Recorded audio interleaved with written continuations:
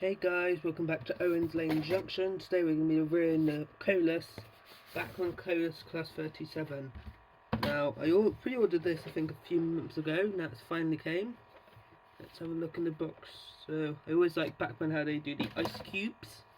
First of all, we get the instructions booklet saying about the diesel locomotive.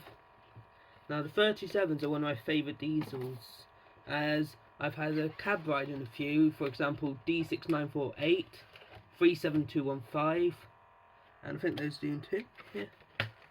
But these were known as these are known as in train fuse terms as tractors, because of how they sound,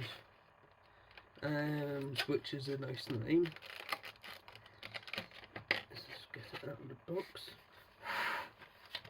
Now, here we are, here's the Colus 37. Now, first things all, the air thing here, fan, actually turned, which is amazing. It's also got sprung buffers, which is another good thing. It's also lights in it, I think. Also, it's heavily detailed, which is amazing. And also, look! It's got tail and cab lights on.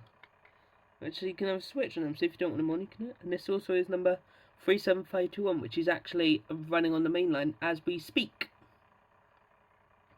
So that's cool. And then we also get a pack of detailings.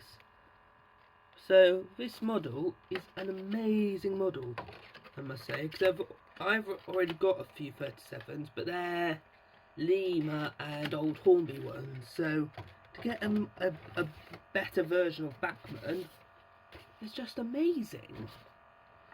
Alright, I'll see you in the next video, guys. Okay, bye.